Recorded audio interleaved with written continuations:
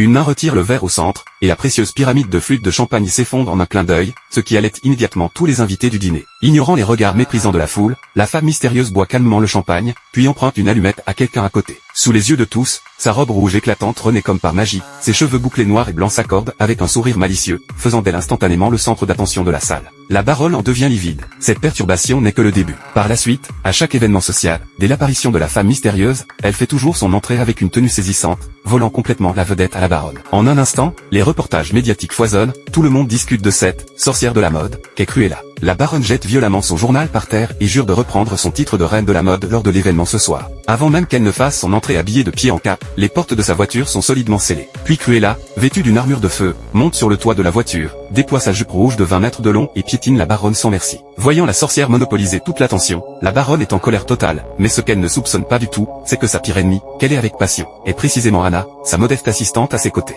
Quand elle porte une perruque rouge, c'est une assistante docile et naïve. Quand elle retire son déguisement, c'est la sauvage sorcière à cheveux noirs et blancs. Tout ce qu'elle fait, c'est pour venger sa mère, tuée par la baronne, et pour lui prendre le titre de reine de la mode, qu'elle chérit le plus. La baronne, provoquée à plusieurs reprises, ne veut plus rester les bras croisés. Elle décide de miser tout sur le même coup, créer une robe en or qui étonnera le monde entier, afin de retrouver le sommet de la mode. Elle verrouille la robe en or et d'autres nouvelles tenues dans un coffre-fort, projetant d'organiser immédiatement un défilé de mode. À ses yeux, Cruella n'aura aucune chance cette fois-ci. Cependant, le jour du défilé, les invités venus de loin attendent en vain que le spectacle commence, car le coffre-fort contenant les tenues ne s'ouvre pas, quoi qu'on fasse. Afin que le défilé ait lieu comme prévu, la baronne fait scier la serrure directement. Mais au moment où la porte du coffre s'ouvre, des milliers d'insectes s'envolent soudainement et agressivement en cercle. Le lieu du défilé devient chaos en un instant. Tous les invités fuient de tous côtés, terrifiés. Le défilé est complètement ruiné, et les quelques robes stockées dans le coffre-fort sont toutes transformées en tenues de mendiant. Il s'avère que Cruella, grâce à son statut d'assistante, a secrètement remplacé l'or utilisé pour confectionner les robes par des œufs d'insectes recouverts d'un revêtement doré. La baronne a été dupée par elle une fois de plus. Cependant, pas très loin, Cruella profite déjà de sa victoire pour poursuivre l'attaque. On la voit vêtue d'une tenue à motifs tachetés originale, faisant son entrée magnifique une fois de plus. Sous les rythmes endiablés de la musique, elle dégage sans réserve son charme unique. À ce moment-là, elle est devenue vraiment la reine de la mode.